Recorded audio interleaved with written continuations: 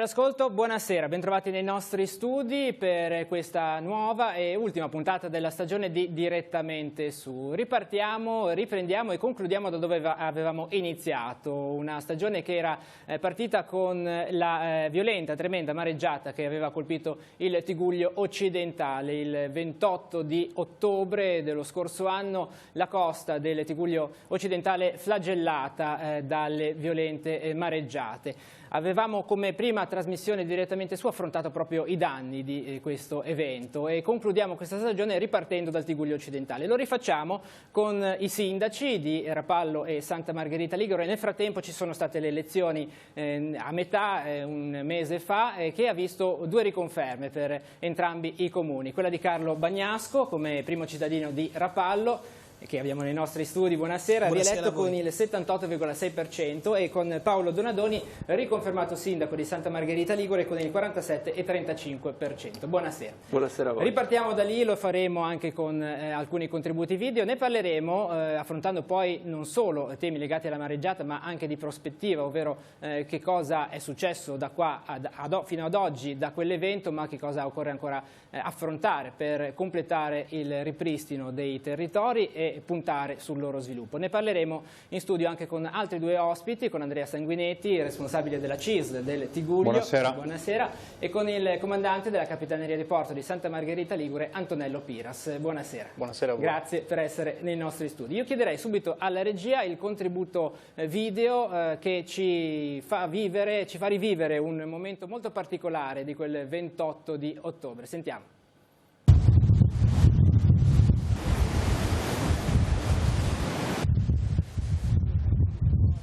Era attesa questa mareggiata, è arrivata, si è fatta sentire, si sta facendo sentire? Era attesa, grazie a una allerta che è stata precisa e puntuale, siamo sul territorio da tutto il giorno, da tutta la notte, la situazione è molto delicata, ci sono degli ingenti danni al porto Carlo Riva. È crollato un pezzo di muraglione. È crollato un pezzo di muraglione, ingenti danni sul lungomare che noi abbiamo chiuso. Adesso l'invito che fa il sindaco e la nostra pubblica amministrazione è quella di rimanere in casa, c'è molto vento, è pericoloso stare in giro. Ecco, abbiamo visto anche volare palme, rami di palme. Pericoloso. Capisco i curiosi, capisco la tanta curiosità, ce la stiamo mettendo tutta con la polizia municipale, con tutti gli operatori. Fate stare tranquillo l'amministrazione, in particolar modo il sindaco, restate a casa. Sindaco, sono rimasti a casa i cittadini, cosa si ricorda di quei momenti, Bagnasco? Ma situazione complessissima, delle emozioni forti, soprattutto rivedendo questo filmato. Sono stati a casa, non abbiamo avuto neanche un ferito e questo veramente è miracoloso. Sono stati dei giorni complessissimi dal punto di vista amministrativo e per fortuna dopo 7 mesi noi ci troviamo oggi a rivivere un Tigullio, in particolar modo la nostra città di Rapallo, completamente diversa.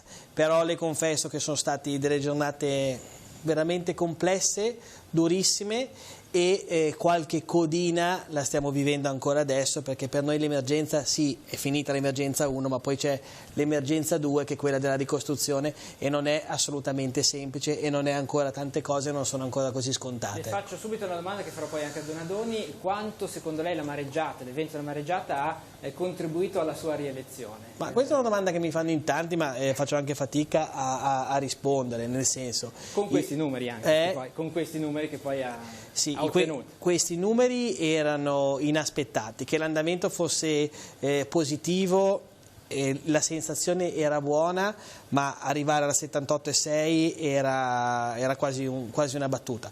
Sostanzialmente non abbiamo fatto niente di straordinario, io non ho fatto niente di straordinario, ho solamente lavorato tanto, quello sì, con tanta costanza e con tanta presenza sul territorio e soprattutto... abbiamo dato delle risposte al territorio, quindi noi c'eravamo, io ricordo che quei giorni siamo sempre rimasti lì e non ho mai lasciato un cittadino solo, no? O un cittadino, non l'avete mai sentito anche voi come cronisti, come giornalisti, dire non ho visto il sindaco, di qui non è passato nessuno. Questa è una frase che con me va cancellata. Il sindaco, quindi partiamo da questo punto. E le cose si sono fatte poi. Le cose si sono fatte, poi si potevano fare meglio, si potevano fare in maniera diversa. Questo si apre tutto un capitolo, si fanno delle valutazioni, ma la frase qui non ho visto il sindaco, nessuno è riuscito a dirlo. Questo per me è prezioso. Ecco, io ho fatto quello, abbiamo dato delle risposte, ha funzionato molto bene la sinergia con la Regione Liguria, che ci ha dato delle risposte, il governatore, molto importanti, e anche naturalmente con Santa Margherita. E poi abbiamo avuto la fase di queste immagini che si commentano da solo, che sembrano veramente foto storiche ormai, invece si parla di poco tempo fa, perché questa situazione qua a Rapallo si parla di Io ho preparato anche una slide che riassume un po' le diverse tappe anche della strada. Prima però Donadoni, cosa ricorda di quella sera, di quella nottata poi alla fine? Tra l'altro era fresco anche di nuovo essere diventato papà da poco anche in quei giorni, giusto? Quindi sì, un doppio... Sono state giornate che ovviamente rimarranno impresse nella memoria per sempre, mia come di Carlo, come degli amministratori locali, delle persone, perché realmente la calamità che ha colpito il nostro territorio era di dimensioni talmente esorbitanti che non si ricordava memoria dei vivi nei tempi precedenti. Io ricordo quelle 30 mattina girando per Santa Margherita, il paesaggio che uno riscontrava poteva veramente avvilire. In realtà forse il dato fondamentale, realmente eccezionale, è stata la risposta che tutti hanno saputo dare, non solo le amministrazioni, la protezione civile, ma anche il rapporto tra i comuni vicinali, la gente, le associazioni, le persone che sono impegnate. Quella mattina sulla spiaggia di Ghiaia, io ricordo benissimo, c'erano tanti ragazzi delle scuole che aiutavano a raccogliere i rifiuti, a differenziare, a spostare gli oggetti.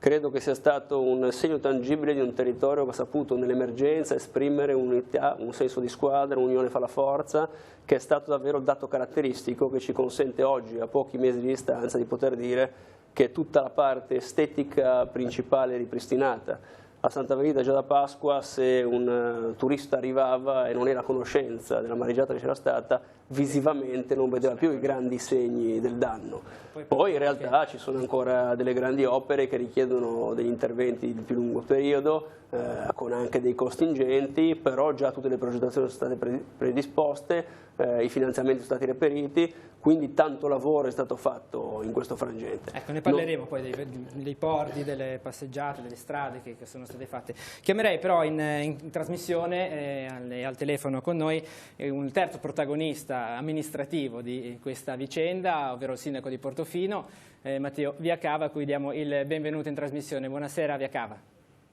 Sì, buonasera a tutti, buonasera. Allora, si chiude il trittico, vi hanno chiamato così anche in campagna elettorale, vi abbiamo visti insieme, e anche in questo caso su Portofino che situazione è stata, quella che si è vissuta, l'isolamento in particolare rispetto agli altri due comuni, e come adesso si sta vivendo questo post mareggiata, questo lungo post mareggiata? Ma direi che è stato un po' l'evento della storia, diciamo, Portofino per la prima volta isolato, con la strada 227 crollata, insomma, ha creato Portofino l'isolamento dal resto della Liguria, diciamo. Siamo stati trasformati di una notte in un'isola, ecco.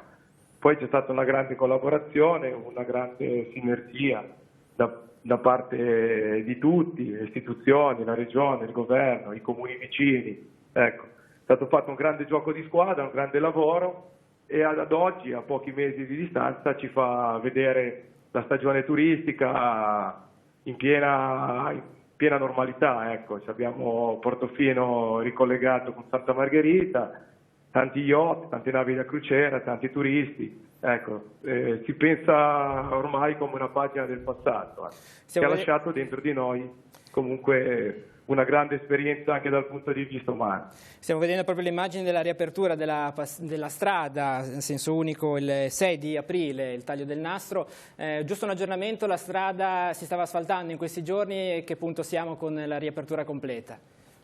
Sì, stanno finendo adesso il lavoro di asfaltatura, c'è stato qualche disagio un pochettino venerdì, ma è un lavoro che è assolutamente da fare, perché comunque diciamo che dopo l'emergenza si è approfittato anche per passare quei lavori sotto servizi, la fognatura e il nuovo tubo del gas, che erano fondamentali, e sfruttando l'emergenza che si era creata è stata aperta la strada anche nel pezzo che va dalla Cervara fino al Covo, per portare a termine anche questi lavori che erano stati previsti per quest'inverno, sarebbero stati previsti. Adesso c'è sempre il semaforo, sì. Adesso come un senso unico alternato? Allora, sì, adesso comunque il senso unico alternato del semaforo funziona, non crea grandissimi disagi, in settimana viene finita l'asfaltatura fino al covo e si prevede l'apertura della strada con la passerella anche pedonale, strada a doppio senso di circolazione per la prima settimana di luglio. Ecco, il sindaco di Santa Margherita conferma, anche il territorio suo quello, quindi... Certo. Sì. Abbiamo fatto delle impiantistiche provvisorie durante il periodo in cui non c'era la SP227 carrabile, però ora abbiamo approfittato del frangente del senso unico alternato, quindi lavori ancora in corso per fare le cose che anticipava il sindaco di Portofino, in maniera che alla fine tutto sia ripristinato non soltanto a perfetta regola d'arte, ma sia anche stata un'occasione per migliorare tutta l'impiantistica e i sottoservizi. Siamo pronti per la prossima, non chiamiamocela. Ascolti sindaco, poi la salutiamo. A Portofino c'è gente in questi giorni, il turismo si sta facendo sentire? Sì, sta andando tutto bene. Nel fine settimana c'è una grande affluenza di turisti, bene, sembra Portofino è tornata alla normalità, ecco. Perciò siamo tutti contenti, felici. Era un obiettivo che si era prefissato subito ai primi di novembre, dopo la mareggiata. Le amministrazioni con Santa Margherita Rapallo abbiamo sempre detto alle attività di lavorare, di programmare la stagione turistica, perché ci sarebbe stata la strada e saremmo tornati alla normalità per Pasqua e per la stagione estiva. Ecco, perciò essere qua oggi penso che sia motivo di orgoglio sia per me, per Donadoni e per Bagnasco, perché sicuramente siamo riusciti a fare un lavoro tutti insieme e avere superato e affrontato una grandissima emergenza ed essere adesso in piena stagione essendo quasi alla normalità, direi. Ecco, perciò c'è una grande soddisfazione, penso, da parte di tutti e vediamo adesso l'estate di poter lavorare, ospitare turisti e mettere adesso in cantiere con la loro nomina quei progetti che erano rimasti un attimo sospesi e ora si continuerà già adesso nell'estate a programmare questi lavori che in sinergia che si è creata tra Portofino e Santa Margherita Rapallo, poter sviluppare dei progetti che prima erano, penso, impensabili. Adesso grazie all'unione che c'è tra i comuni e la Regione Liguria si può anche pensare di poter sviluppare quei progetti fondamentali per poter dare ancora un migliore servizio ai turisti e migliori servizi ai nostri cittadini. Grazie Sindaco Viacava, buon lavoro e ci vedremo presto a Portofino.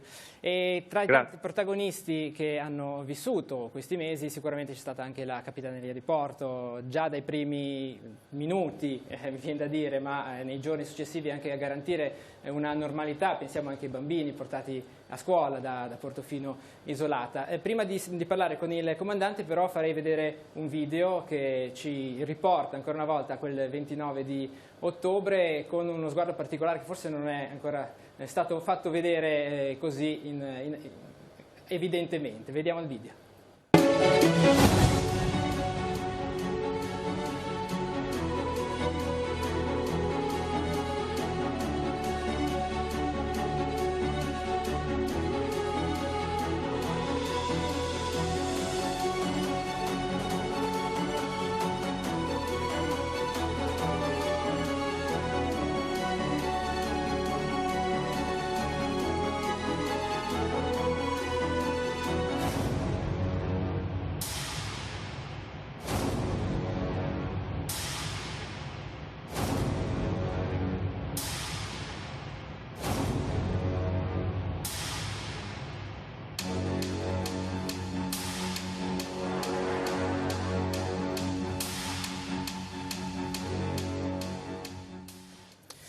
Comandante, abbiamo visto le immagini proprio dell'interno, della sede della Capitaneria di Porto di Santa Margherita Ligure. Anche lei, che momenti sono stati quelli? E poi facciamo il punto anche sui lavori. Diciamo che come sempre accade, con il passare del tempo si tende a cancellare i ricordi negativi, a mantenere invece fresca la memoria delle cose positive. Sono tante, nonostante l'evento assolutamente straordinario che ha colpito il Golfo del Tigullio. Ora rivederle chiaramente ti fa ricordare il pericolo subito in piena notte. Voi eravate operativi, eravate lì? Assolutamente sì, perché mi ricollego all'intervento fatto poc'anzi dal sindaco Bagnasco. abbiamo svolto un'attività nei porti di carattere preventivo, volta proprio a far sì che molti curiosi evitassero di trovarsi in prossimità dei moli e quindi di porre la propria vita a manifesto pericolo.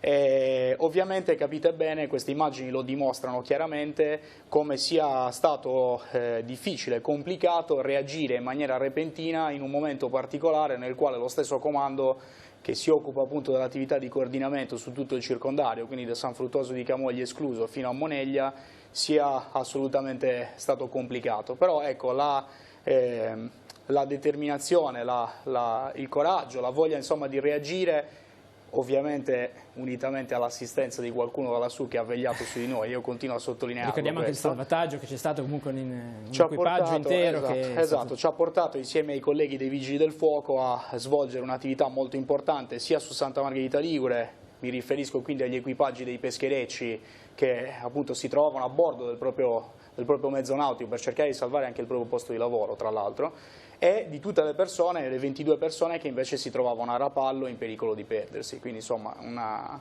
veramente un evento miracoloso il fatto che non si sia, non soltanto non si sia perso nessuno, ma nessuno si sia fatto male, si sia ferito. Facciamo il punto, adesso apriamo la seconda parte di questa nostra trasmissione sulle infrastrutture, in particolare i porti. Iniziamo con il comandante per capire la parte pubblica, a che punto sono dei due porti di Rapallo e di Santa Margherita Ligure, poi ci sono anche i sindaci che ci aiuteranno in questa ricostruzione e questo punto della situazione. Sì, su Santa Margherita Ligure è stata ripristinata la fruibilità del primo tratto, quindi mi riferisco alla zona di Piazzale Cagni, e sono in corso i lavori insomma, di ultimazione della pavimentazione della banchina Rizzo, perché quella era stata appunto la parte dove poi visivamente si era vista quella breccia insomma, sulla banchina stessa.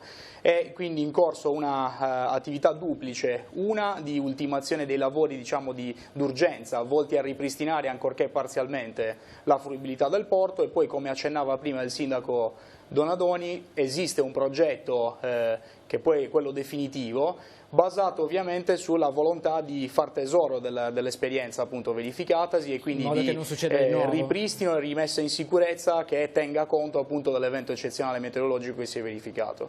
Per quanto concerne invece la realtà portuale di Rapallo, come sapete... Interrompo un secondo, passiamo al sindaco così facciamo per luoghi, per località. È stata la funzionalità, anche gli ormeggi sono stati dati in affitto, c'è comunque un 90% di operatività del porto di Santa.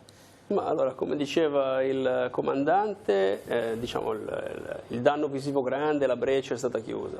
Il porto è tornato parzialmente operativo per la parte di Piazzale Cagni, quindi tornano a ormeggiare sia diciamo, gli yacht che navi a crociera, quindi come dire, anche lo scopo turistico è ripristinato in tempo utile per la stagione estiva.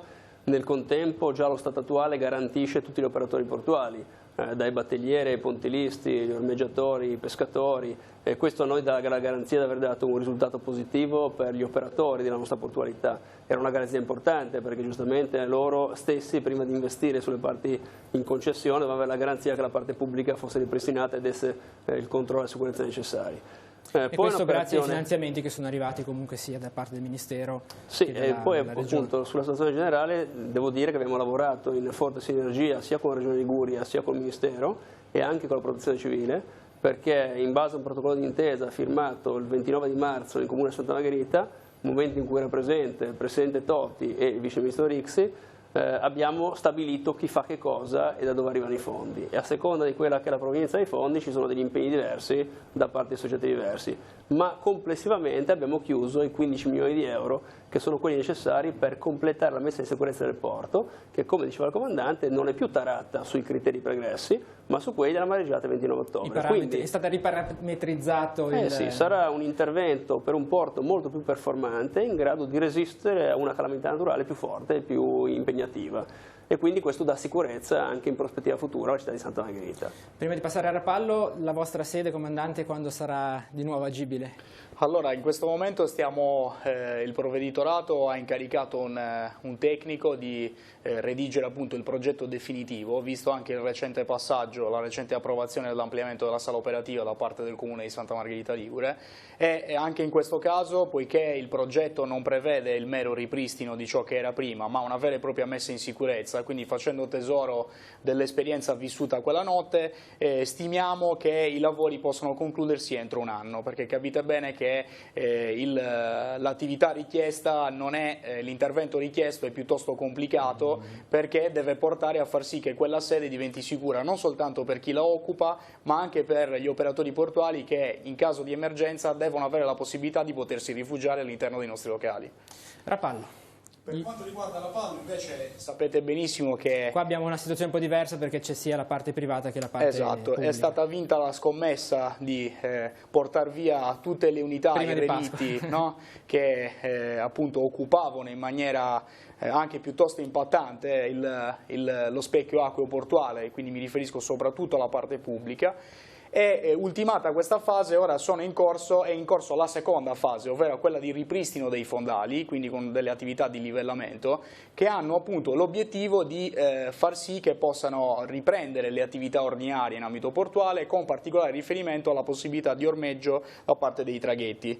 Adesso non riescono più a entrare, cioè il mare ha spinto... Ovviamente la mareggiata, oltre ad aver provocato diversi affondamenti e incagli, ha anche stravolto l'orografia del fondale del porto di Rapallo, e quindi chiaramente si è reso necessario svolgere questo tipo di attività appunto funzionale al completo ripristino dell'operatività dello specchio acqueo. Sindaco, i fondi ci sono anche in questo caso? È difficile intervenire dopo il parola del comandante, perché è stato non bravo, bravissimo, come sempre, grazie, perché ha spiegato in maniera esaustiva. Però barche adesso quelle sopra Entro Pasqua erano state tolte. Io avevo sentito una lettera che ha avuto molto successo, spiegando che entro Pasqua sarebbero state rimosse tutte le imbarcazioni. Ricordo i numeri, erano numeri importanti, perché erano 400 in totale e 49 solo sul lungomare, non è stato semplice. Adesso c'è il secondo step, che è quello del livellamento, anch'esso non tanto semplice, soprattutto per quanto riguarda la burocrazia complessissima, ma anche il momento storico, no? Perché siamo in piena stagione balneare. Di conseguenza ci vuole quel giusto equilibrio, quella giusta sensibilità che stiamo condividendo e soprattutto concordando insieme alla Capitaneria e insieme al Comandante, onde evitare di dare poi dei disservizi ai cittadini. Sì, comunque muovendo quello che c'è sotto. Guardi, oggi paradossalmente io ripeto, non sono un tecnico dell'ARPAL, ma l'acqua così pulita a Rapallo era da anni che non la vedevamo. Mi continuano ad arrivare foto di persone che dicono: non so cosa sia successo, probabilmente è cambiato anche qualcosa nell'ecosistema, non lo so, però ad oggi c'è un'acqua che era spettacolare. Parlando con sub e quant'altro, è come se quello che ci dicevano è che come se il mare fosse stato lavato, sì, sotto ci sia stata una sorta di... Hanno detto che per cui stato, anche la vegetazione... io ho visto delle immagini con la GoPro, con quelle telecamere che utilizzano, ci hanno mandato e dicono che sembra veramente un altro tipo di fondale. Ciò non toglie che ricordo che questa è un'informazione utile per spiegare bene ai cittadini, è un messaggio che voglio dare. Allora, oggi Rapallo ha la balneabilità, oggi la qualità dell'acqua è molto buona, in certi punti è anche eccellente, poi mi corregga se sbaglio, in certi punti è eccellente. In certi punti della città, lei oggi se viene a Rapallo legge divieto di balneazione. Questo perché? Non perché la qualità dell'acqua non va bene, sto parlando ad esempio, mi riferisco al castello, ma perché in quel punto insieme ai nostri tecnici abbiamo fatto fare delle mappature del fondale, no? E le acque non si possono ritenere sicure in quanto in certi punti c'è ancora del materiale. Quindi non è un problema ambientale, ma non di è sicurezza. Un problema ambientale, ma è un problema di sicurezza. Da pubblico amministratore faccio fatica a spiegarlo alle persone. Io colgo l'occasione in questa emittente che è tanto seguita di spiegare in maniera sintetica, in 2 parole, quello che succede. Noi stiamo lavorando per quanto riguarda la pulizia del fondale, di conseguenza abbiamo fatto fare una mappatura di acque sicure, l'abbiamo denominata, no? Acque sicure, dove grazie ai sommozzatori chiamati dal comune, grazie anche agli interventi dei balneari, cioè coloro che hanno la concessione ogni mattina mandano che ci vivano nel loro specchio acqueo, si può considerare sicura. In certe situazioni noi oggi non siamo ancora in grado di garantire la sicurezza al 100% perché diversi lavori li dobbiamo ancora fare con quel livellamento e con altri lavori che dobbiamo fare nelle fondali, ed è per quello che in certi punti non riteniamo opportuno, e soprattutto c'è un'ordinanza molto chiara che dice che non bisogna fare il bagno, soprattutto per le persone, bambini, che si potrebbero ferire facendo il bagno nel fondale. Questo è tempistiche di ripristino? Ma tempistica è work in progress, ogni giorno noi mandiamo, ci sono dei controlli, stanno levando. Il grosso lavoro che si parla di un livellamento importante. Adesso il primo obiettivo vede l'emergenza, gliel'ho detto, il 100% dei casi pazzeschi sono stati eliminati, siamo molto avanti, ma ricordo che Rapallo è una città a vocazione turistica, ricordo che per Rapallo i battelli sono fondamentali. Ecco, c'è difatti la domanda successiva, appunto, i battelli sono fondamentali. Quando è che ritorneranno i battelli? Non lo so, ogni giorno è quello buono perché ci stanno lavorando. C'è il discorso del punto del prodo, da cercare di trovarne uno che sia alternativa a quello che è stato distrutto. No, questo è già sorpassato. Il punto l'abbiamo trovato, il punto è l'approdo tradizionale sul fronte mare di Rapallo, che verrà ripersonato in maniera temporanea con un lavoro temporaneo, e poi da ottobre e novembre verrà rifatto completamente nuovo in una maniera diversa. Qual è il problema? Quindi non è quello è stato sorpassato, è quello di riuscire a fare accedere i battelli in sicurezza. Il dragaggio che diceva. Di conseguenza questo specie di dragaggio, che è una sorta di livellamento, viene fatto. Possono impiegarci 4 giorni, 5 giorni, ci sono le normative, bisogna rispettare i vari periodi, lo stanno facendo. Quindi se lei viene oggi ci dovrebbero essere le chiatte che lavorano sul pontile, i battelieri hanno già iniziato a ripristinarlo perché questo lo faranno loro, quindi qualsiasi giornata potrebbe essere quella buona dell'inaugurazione della normalità, però sono lavori che è difficile, ogni giorno poi c'è un imprevisto, è stato fatto tantissimo lavoro. Chiedere al sindaco oggi quale settimana sarà, questione di giorni, può essere la prossima. Del materiale sotto la sabbia? Guardi, sostanzialmente devono fare uno scavo, no? Per far entrare, giusto, per far entrare e fare in modo che questo riesca anche a fare il battello, faccia anche manovra, ok? Quindi lo devono fare con la chiatta. Ed è quel lavoro che magari viene tanto discusso anche dalle persone che non conoscono la materia, che vedono questa chiatta con questo braccio, con questa ruspa, che prende il materiale e lo sposta da un'altra parte. Ripeto, poi magari mi corregga, che questa è la procedura legalmente corretta. Consentite. Se adottassimo altre fantasie, magari faremmo qualcosa che non va fatto. Un accenno al comandante, conferma. Un accenno al porto invece privato, ci sono avanti le conferenze dei servizi che si stanno portando avanti, l'obiettivo è ripristinare la sicurezza. L'obiettivo è quello, è una partita completamente diversa da quella di Santa Margherita. Noi stiamo lavorando molto sul pubblico, totalmente sul pubblico. So che il porto privato è in stretta collaborazione col Comune di Rapallo, con gli uffici del Comune per quanto riguarda la riqualificazione, la risistemazione, ci stanno lavorando, vedo che passano spesso dei camion con tutto il materiale che occorre, e mi sembra che ci sia una forte volontà, e mi fermo lì. Chiamiamo in causa Andrea Sanguinetti, che finora ci ha ascoltato ma attentamente. Stiamo portando il discorso anche sulle ricadute anche economiche che questa mareggiata ha avuto sul territorio, partendo da quella occupazionale, presenze turistiche e quant'altro. Si può fare un bilancio che effetti ha provocato questo sul territorio e sull'economia, anche dal punto di vista dell'occupazione? Ma noi dopo le mareggiate abbiamo fatto un incontro in prefettura e abbiamo chiesto che si potesse eventualmente usufruire della cassa integrazione. E da questo punto di vista, per fortuna, nonostante diciamo, le perplessità dal punto di vista burocratico e legislativo, non ce n'è stato bisogno, nel senso che comunque quello che era relativo al settore del turismo, i lavoratori del settore del turismo, in quel periodo lì non c'è stata una crisi. La crisi più forte l'hanno sostanzialmente avuto il settore della pesca e anche alcuni ovviamente lavoratori che lavoravano sugli yacht.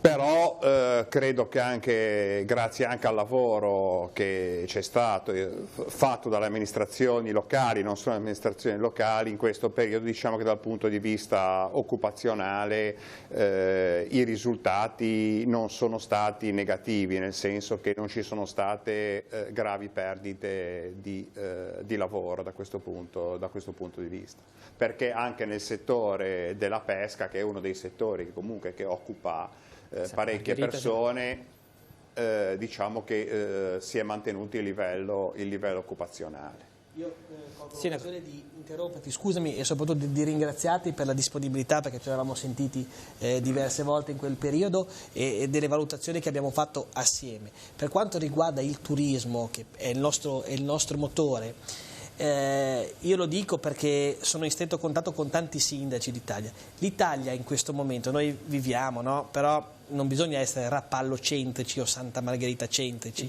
Dobbiamo vedere. E qui anche il senso della trasmissione. Ecco, io lo dico con affetto alle persone che ci seguono, data la disponibilità di questi sindaci, penso di poter parlare anche per Paolo.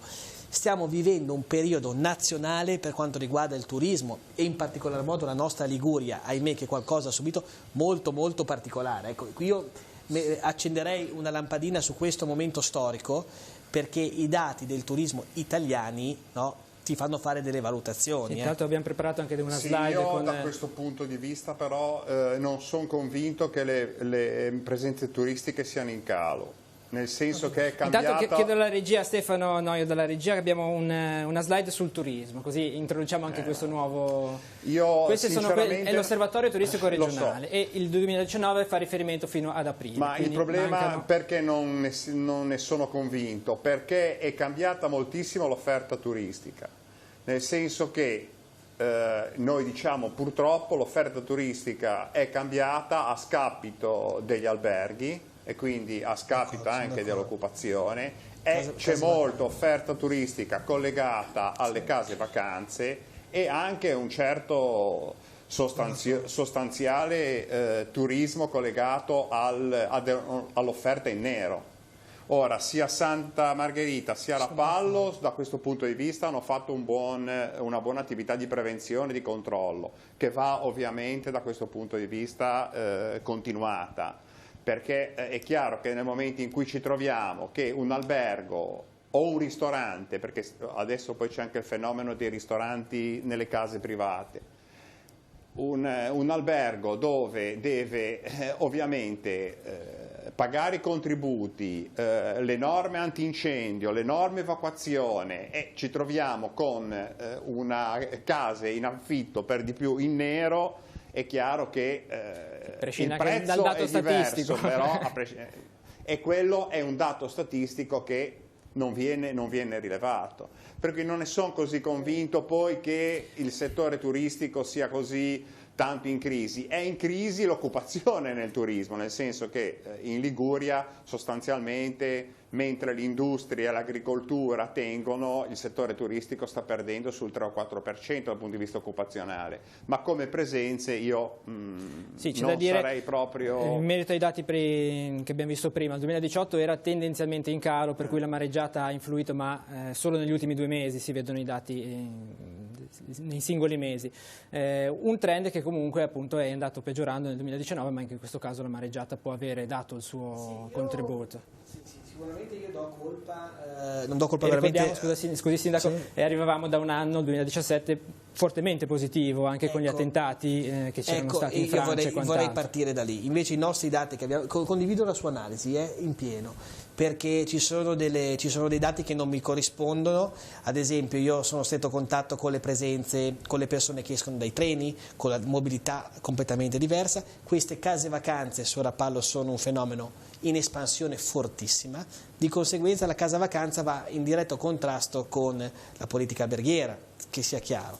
Oggi c'è un discorso di costi, ricordiamo che una famiglia in una casa vacanza magari con 100 euro riesce ad avere la notte per 3 o 4 persone, se la dovessero moltiplicare per 4 sarebbero 400 euro, quindi la casa vacanza sta andando molto forte. E dov'è che lo sappiamo noi sindaci? Noi lo sappiamo dal conferimento della spazzatura, abbiamo un termometro di qualcosa dietro tangibile. Certo, tangibile, e stiamo facendo dei controlli molto, molto importanti. Dobbiamo fare un'analisi sul turismo, che il turismo sta cambiando, e partire da quel dato, che giustamente ha detto lei, che era un dato gonfiato da un periodo storico che non era reale, dove abbiamo fatto dei numeri pazzeschi. Quindi se noi torniamo invece a un equilibrio negli anni precedenti, ad esempio nel 2016 e nel 2017, riusciamo a vedere un trend che non dico che è lo stesso, ma è molto simile. Intanto dalla linea al sindaco Donadoni, intanto salutiamo che partecipa con noi a questa discussione Andrea Fustinoni come albergatore di Santa Margherita Ligure, nonché del gruppo di Confindustria Albergatori. Buonasera. Buonasera. Ha già sentito un po' alcuni temi che sono stati toccati, diamo la parola al sindaco Donadoni e poi andiamo a vedere anche appunto dal punto di vista degli albergatori cosa significa cosa è stata la mareggiata, ma cosa è stato anche questo periodo, questo contingente. Allora, sui dati secondo me può parlare molto più opportunamente Andrea Fustinoni, che ne ha maggior competenza. Io riporto semplicemente questo: sicuramente arrivavamo da alcuni anni, 2014-15, in cui i riferimenti dei flussi turistici erano più bassi. C'è stata una bella crescita che è arrivata a un apice nel 2017. Santa Margherita, devo dire che anche nel 2018 a fine anno ha tenuto, perché ha avuto una flessione del 2%, come dire che può rimanere in un trend di normalità. Il dato di Regione Liguria in realtà tiene conto anche dei flussi turistici non alberghieri, perché comprende anche la ricettività non alberghiera, certo quella dichiarata, quella che è emersa, ma credo che sia Santa Margherita che Rapallo abbiano fatto un grande lavoro per far emergere quello che prima era nascosto. A Santa Margherita oggi abbiamo 470 case uso turistico, ne avevamo 2 nel 2015, quindi questo fa capire cosa è venuto fuori. Riemersione Credo che però, ecco, prima si parlava, ed è un tema che ha riferimento con la ricettività turistica, prima si parlava di spiagge. Su Santa Margherita credo che sia doveroso da parte mia ringraziare tutti gli operatori che hanno ripristinato in maniera veramente fantastica tutta la balneabilità del litorale sammargheritese. Nel contempo abbiamo confermato la bandiera blu a maggio. Credo che questa sia di nuovo una certificazione di qualità sia dell'acqua che dei servizi, e adesso dal 1° luglio partirà di nuovo la Corrida del Mare, che serve a invitare le persone a lasciare a casa la macchina o il motorino e muoversi sul territorio grazie alla mobilità pubblica. Quindi, come dire, anche questo testimonia che sia il pubblico che il privato hanno ripristinato tutti quei servizi di accoglienza e supporto al turista che saranno fondamentali per la stagione che si apre.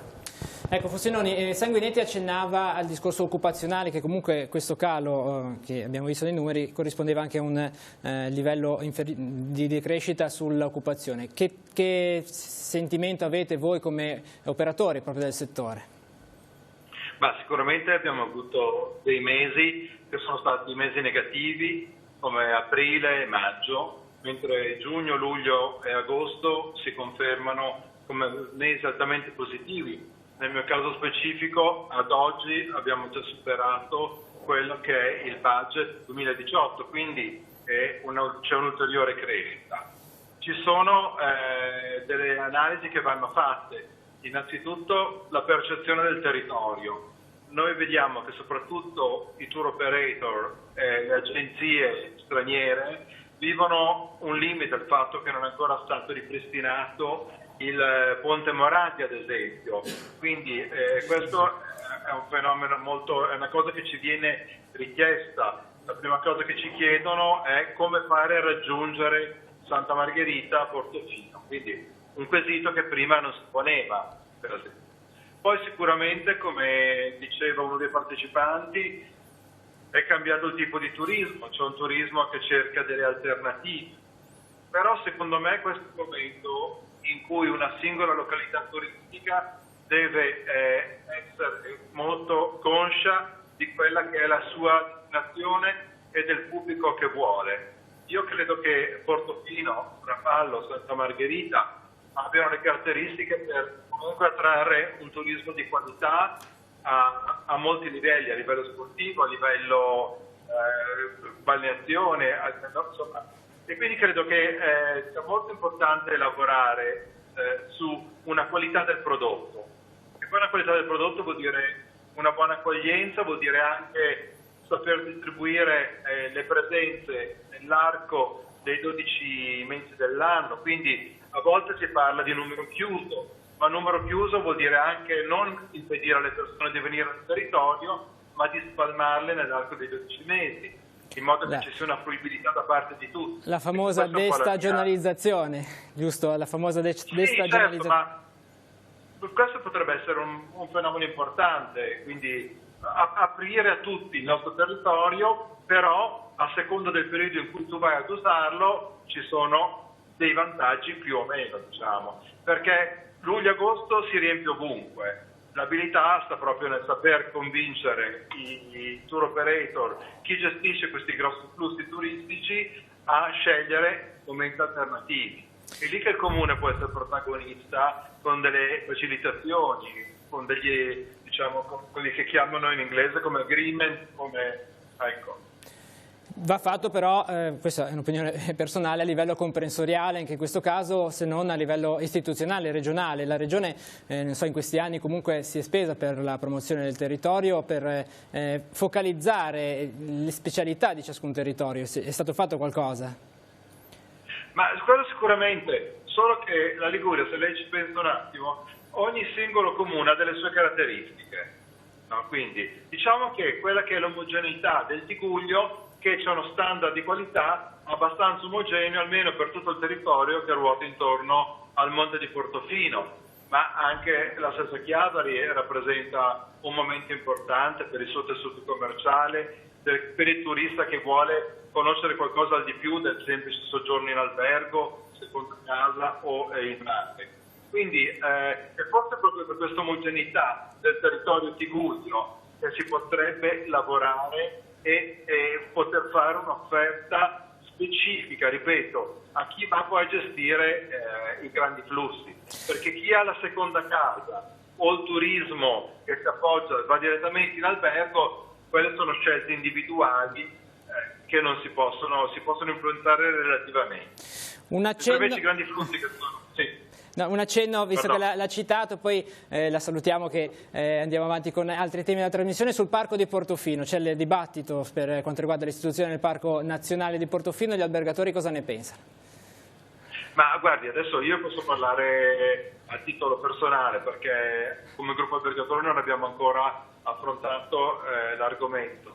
A me sembra che in questo momento il parco di Portofino, pur con certe criticità, però ha una gestione che riesce in qualche modo a rispondere alle esigenze del territorio. Chiaramente servirebbe una maggior presenza di persone che vigilino sullo stesso territorio, le risorse per una gestione ottimale, però credo che un parco così piccolo debba per forza restare un parco regionale. Parliamo di alcune centinaia di ettari, 1 migliaio in totale, credo, se non vado errato. Va bene, grazie Fustinoni, adesso ci ha lasciato spunto per il dibattito. Le chiederei a Sanguinetti anche l'opinione appunto sul discorso dell'istituzione del Parco Nazionale, che ormai è cosa certa.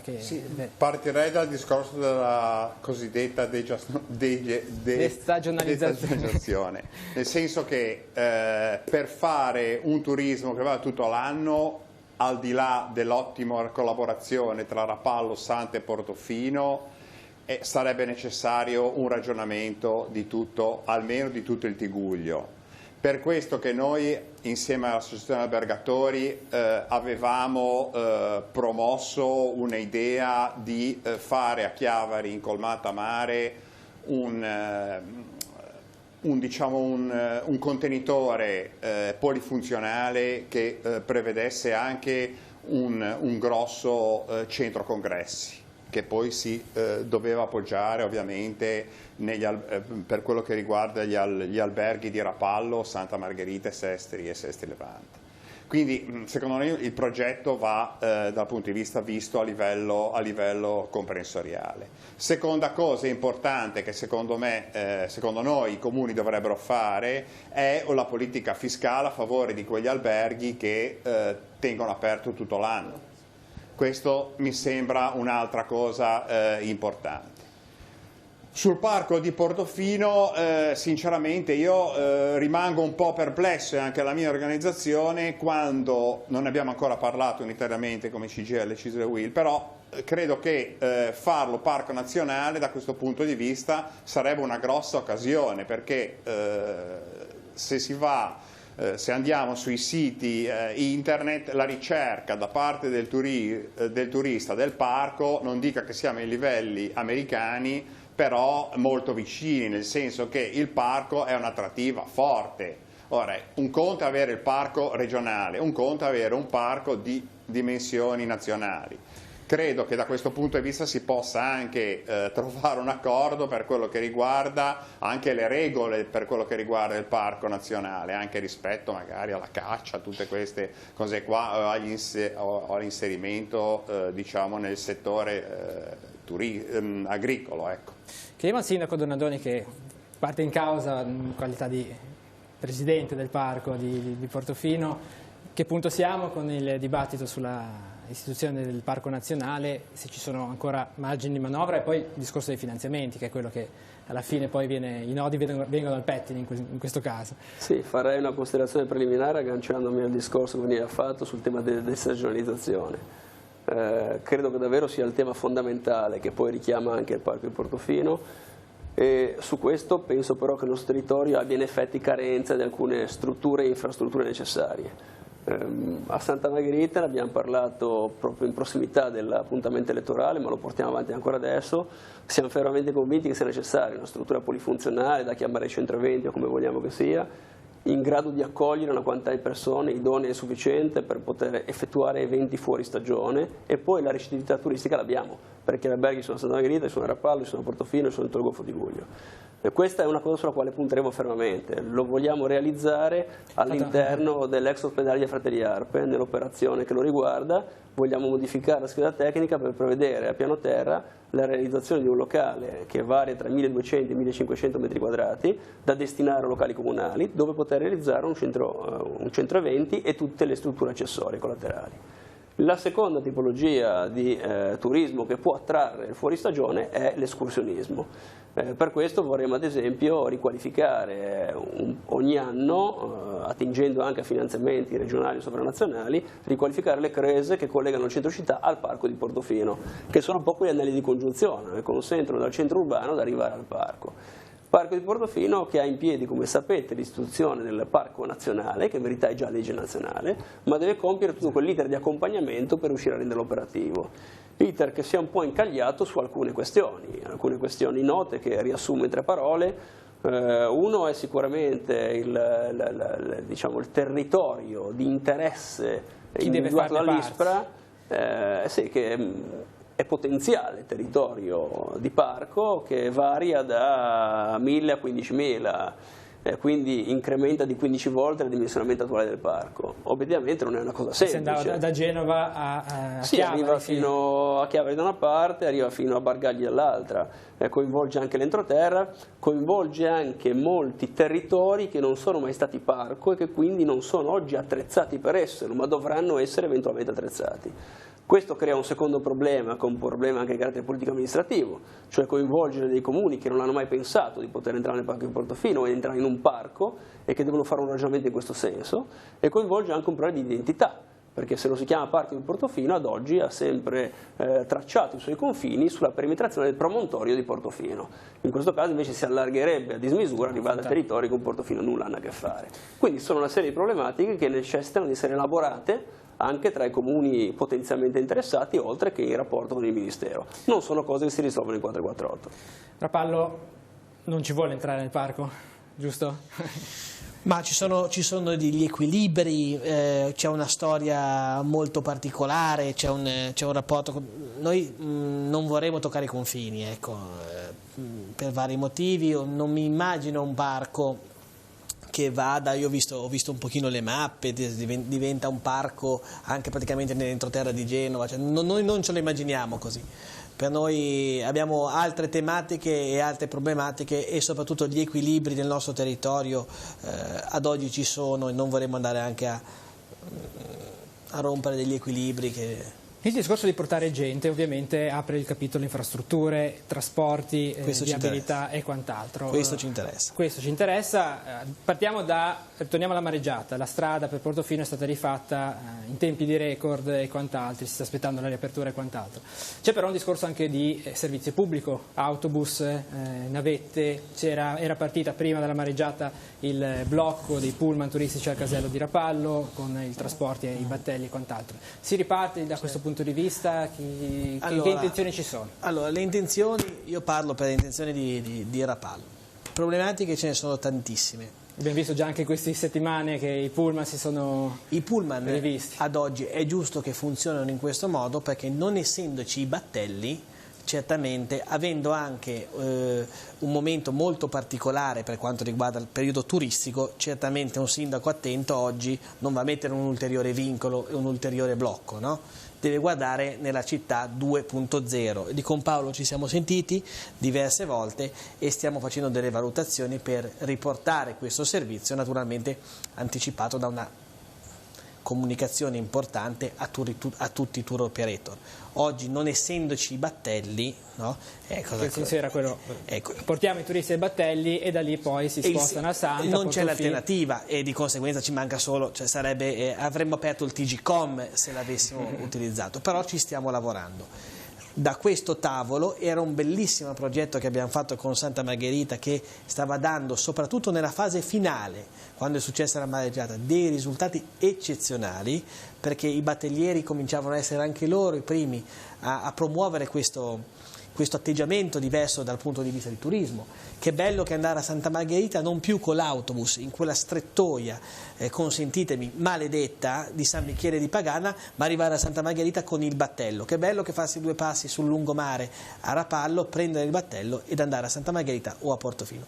Stava funzionando, queste navette funzionavano, mi lasciavano più leggero il traffico per quanto riguarda la via principale a Rapallo, via della Libertà, la stavano alleggerendo perché queste navette passavano sotto il sottopasso di via Rosselli e quindi stava funzionando bene. È successo quello che è successo, adesso sta a noi rifare ripartire questa macchina ancora migliorativa rispetto alla fase precedente. Nel frattempo però il bus, l'82 ha ripreso tutto. Vorrei spezzare una cosa. Oggi, e lo dico da voi ma gli ho già accennato qualcosa, Rapallo qualcosa deve fare. Nel senso, ne ho parlato con il governatore Toti, ne ho parlato anche con altri enti. Secondo me è giunto veramente il momento giusto, oggi come oggi, di fare delle valutazioni, perché noi una risposta concreta sulla viabilità la dobbiamo dare. Ci sono delle situazioni che cominciano a essere veramente difficili da sopportare e mai come in questo momento che abbiamo un rapporto buono con Santa Margherita, e non solo con Santa Margherita ma anche con Portofino, secondo me, io faccio un appello a Paolo e soprattutto anche al sindaco di Portofino e al governatore Toti di sederci a un tavolo e di pensare assieme. Io dico pensare. Posso dire una cosa su questa cosa? Secondo la vera questione, la vera partita si gioca sulle infrastrutture.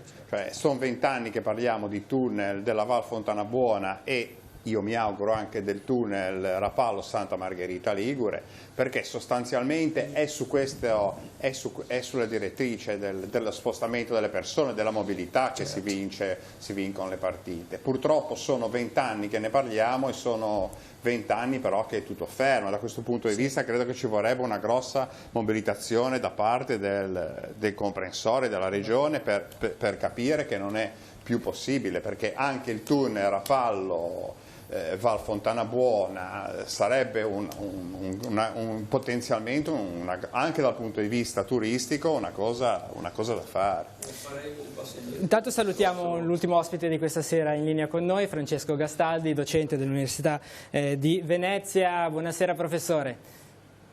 Buonasera agli ospiti, buonasera ai teleascoltatori. Allora, tanto stiamo parlando di infrastrutture, quindi siamo anche nel suo campo, avremo anche il suo contributo. C'è il sindaco di Santa Margherita che appunto concludeva il discorso in merito ai temi che stiamo toccando. Allora, mi aggancerei all'intervento del sindaco di Rapallo sul tema delle navette che avevamo attivato per collegare dall'autostrada di Rapallo fino a Santa Margherita, o meglio a imbarcare a Rapallo i battelli e poi portare a Santa Margherita i turisti.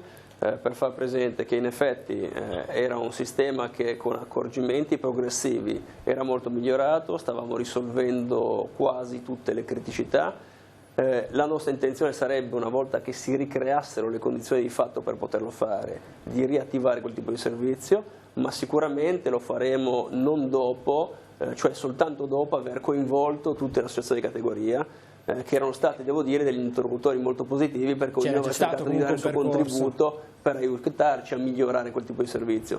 Quindi siamo pienamente consapevoli che in questo momento ci sono ancora delle criticità e siamo nel pieno della stagione.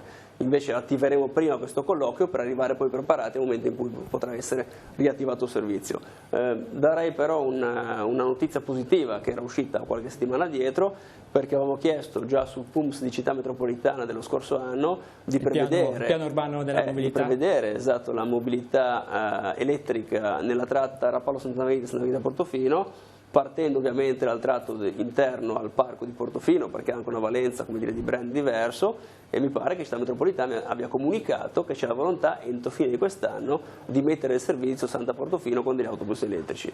Credo che sia un segnale importante anche per la tutela ambientale del territorio.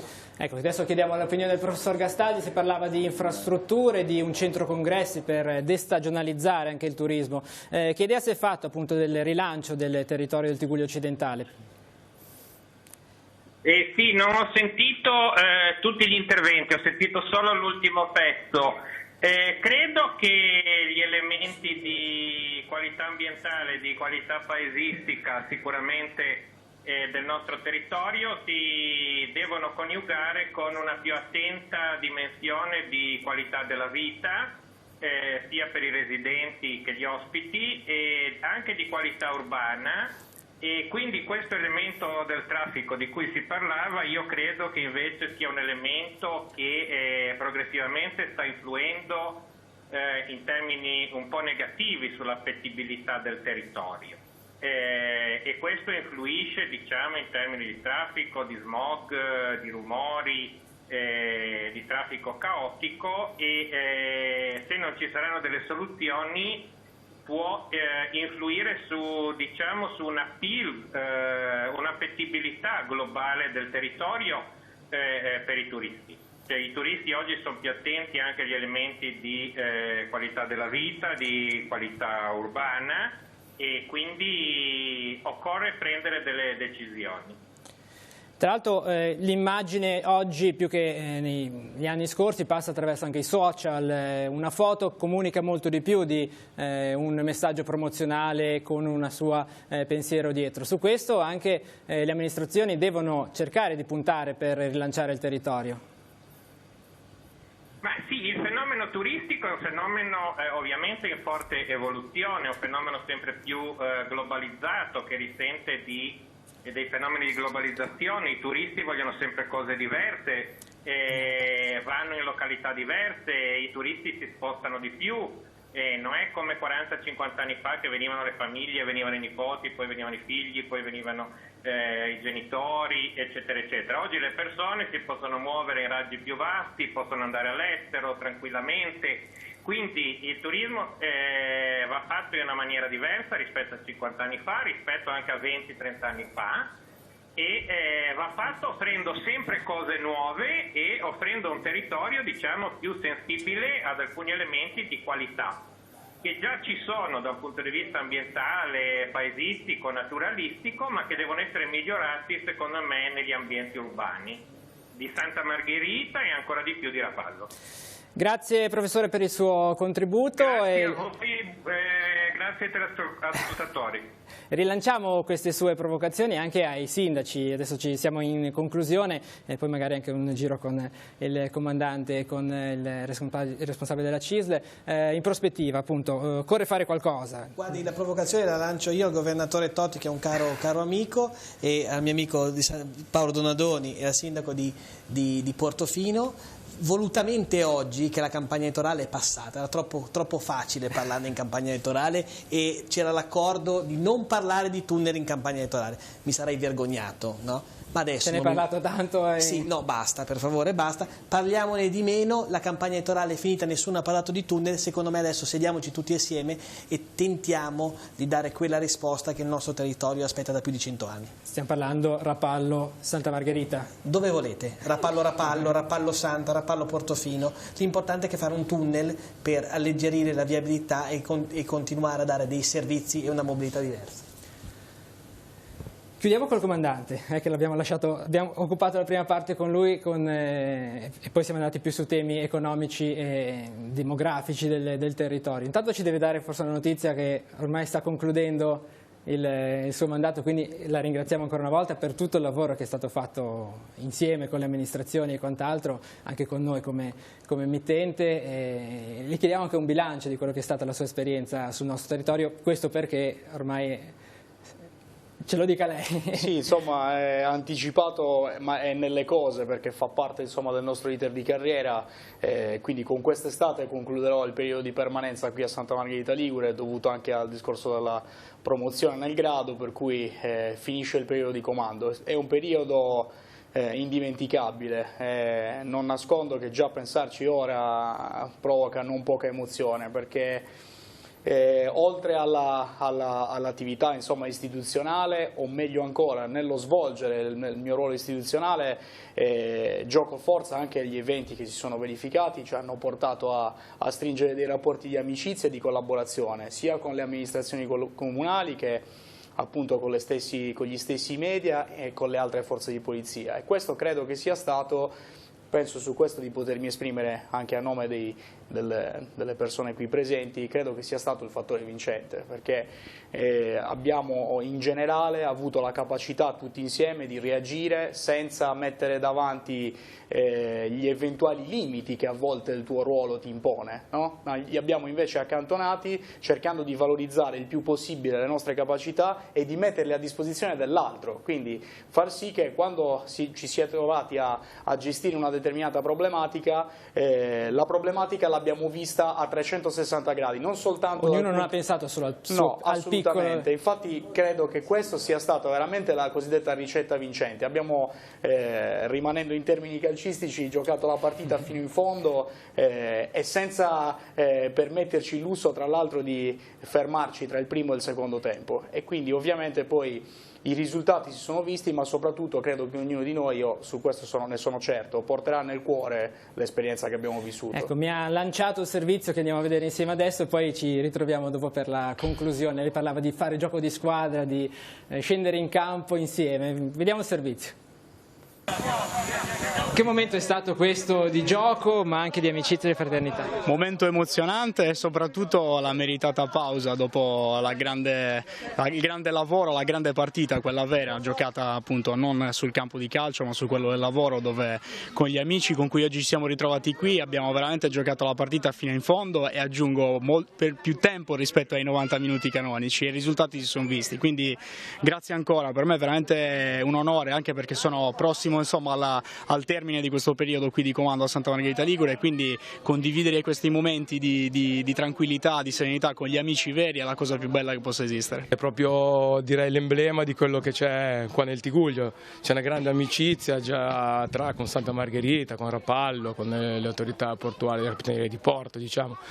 E questo ci ha permesso comunque nei momenti di grande difficoltà di quest'inverno in seguito alla mareggiata di poter dare tutti qualcosa di più, perché l'amicizia ci lega nelle giornate come oggi nello sport, in giornata di festa, di allegria per tutti, e ci ha legato comunque anche fortemente nei momenti di emergenza. Il calcio unifica, quindi qui ci siamo tutti, coloro che erano candidati contro, sia come sindaci che come consiglieri, ma anche tanti amici degli uni e degli altri, quindi è un momento di svago in cui godersi un po' lo sport come condivisione, insomma, di un momento in cui si suda insieme, si grida, si corre, però ci si diverte anche. È stata una bella serata, un bel momento di sport.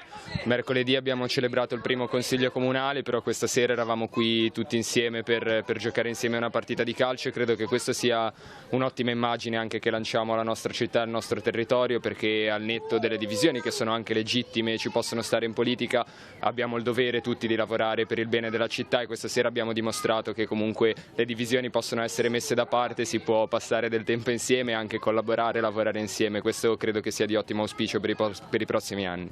Com'è andata la partita? Ma bene, a parte che Valerio Costa non mi ha fatto vedere una palla tutta la partita, giocava in difesa, però per il resto è stata una bella partita, un bel pareggio, quindi la portiamo a casa così, una X va sempre bene.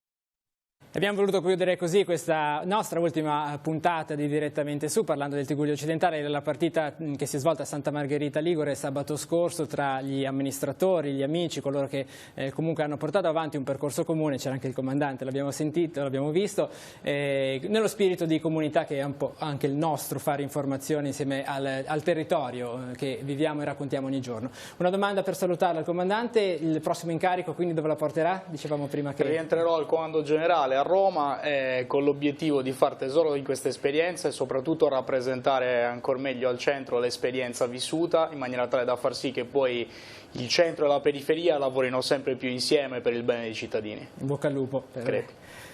Ringraziamo Paolo Donadoni. Il sindaco Carlo Bagnasco prima ha lanciato la proposta del tunnel. Santa Margherita come la raccoglie? Ma come diceva Carlo, ne abbiamo parlato più volte nel periodo passato, però silenziosamente, perché eravamo in campagna elettorale e nessuno voleva farne un vessillo. Insomma, adesso possiamo parlarne più serenamente. E secondo me l'idea che c'è di fare un qualcosa che non arrivi a Santa Margherita e si fermi lì imbottigliando la strada, ma che dia invece un respiro per avere più uscite a Santa Margherita e arrivare a Portofino, potrebbe davvero essere quel qualcosa che ci consente di spostare la viabilità carrabile in un contesto ambientalmente, come dire, protetto, liberando il litorale marino e realizzando magari quella meravigliosa passeggiata che già abbiamo tracciato insieme con Rede Carpet, che potesse diventare in futuro pedonale ciclabile. Allora, questa qua è la notizia del giorno, che farete l'apertura, siamo d'accordo entrambi sul progetto Donadoni, quello che dice Donadoni. Ci rivediamo fra qualche... Ci rivediamo, facciamo il tunnel. Perché se va come quello della Fontana Buona, speriamo di no. È un pochino, sì, non è una cosa semplice, però mi sembra che la partenza sia buona. Diciamo che la volontà c'è, coinvolgendo anche gli enti sovraordinati, facendo una progettazione coordinata, sarebbe davvero una bella prospettiva. Vale la pena lavorare. Adesso non dico una battuta, con la simpatia, con l'amicizia. Io voto Donadoni, l'ho detto, l'ho fatto. Io voto Bagnasco. E lui vota Bagnasco, quindi ci mancherebbe. È finita. Però non siete residenti nei rispettivi comuni. Però ci siamo incrociati, ci siamo dati una mano. Con Paolo c'è tanta stima, ma lo dico in maniera seria adesso, a prescindere dalle battute.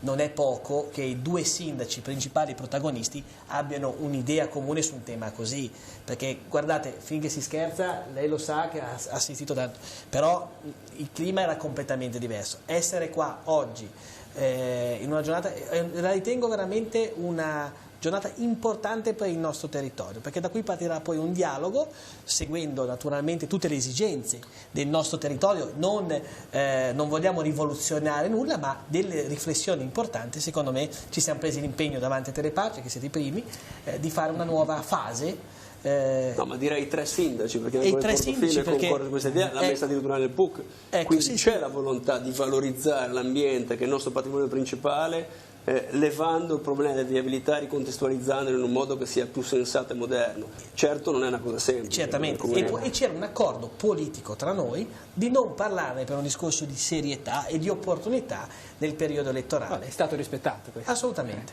Grazie a Carlo Bagnasco e a Paolo Donadoni, sindaco di Rapallo e di Santa Margherita Ligure. Grazie a Andrea Sanguinetti. Chiudiamo con lei, con questa proposta. No, assolutamente.